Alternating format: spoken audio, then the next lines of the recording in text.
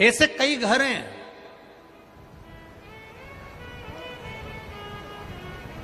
इस भारत की भूमि पर, इस मृत्यु लोक में, पूरे विश्व में ऐसे कई घर हैं जिनके घर में गुजारा करने के भी आफत है।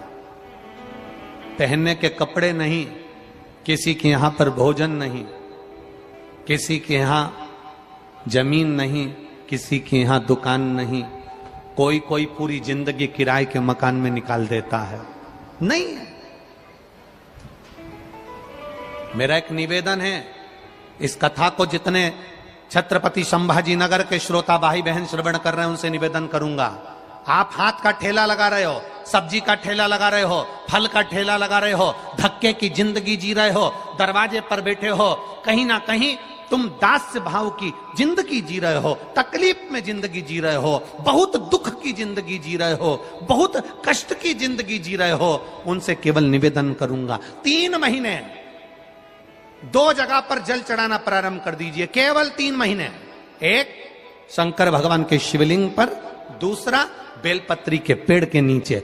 2 जगह पर जल चढ़ाना 3 महीने लगातार चालू कर दो, बाबा तुम्हारा हाथ पकड़कर तुम्हें उन्नति की सीढ़ी पर चढ़ा देगा।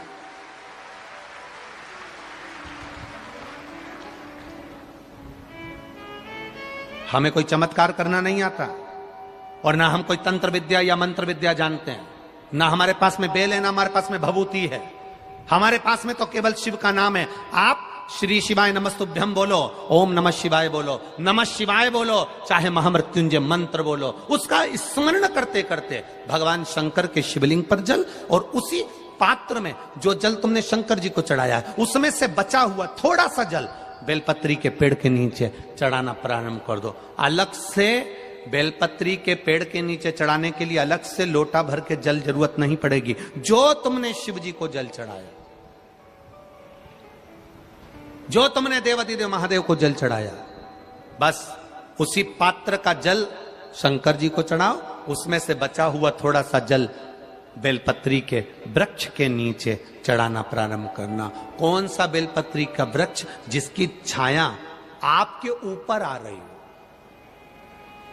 शिव महापुराण बड़ी सुंदर बात कहता है, ध्यान दीजिएगा। जिस बेलपत्री का पौधा तुम्हारे सिर का, और ये दोनों हाथ ऊपर कर लो, अपन खड़े हुए और खड़े होकर दोनों हाथ ऊपर करे, इतना बड़ा बेलपत्री का पौधा है, उस बेलपत्री के पौधे की पत्ती को कभी तोड़कर शंकर जी को नहीं चढ़ाना चाहिए। ध्यान रखना। कितना बड़ा पौधा। आप खड़े हो जाओ और खड़े होने के बाद आपका हाथ ऊंचा कर लेना।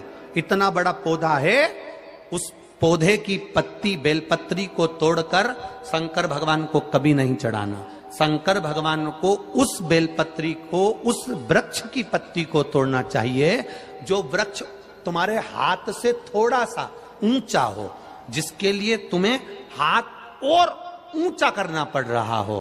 जैसे एक बच्चा अपनी मां की गोद में बैठने के लिए दोनों हाथों से उचकता है, आवाज लगाता है, उचकता है, आवाज लगाता है, हाथ ऊपर करता है, तो मां उस बच्चे को गोदी में ले लेती है। उसी तरह उस बेलपत्री के वृक्ष की पत्ती तोड़ना चाहिए जिसने थोड़ी उन्नति कर ली हो, जो थोड़ा ऊंचा हो गया हो। तुम उसको पाने का प्रयास करो तो भगवान भी तुम्हें अपनी गोदी में ले ले। ऐसे वृक्ष की पत्ती तोड़। अब तुम छोटा सा पौधा, बिल्कुल जरा सा पौधा, उसी की पत्ती तोड़कर महादेव को चढ़ाओगे, ये श्रेष्ठता नहीं है।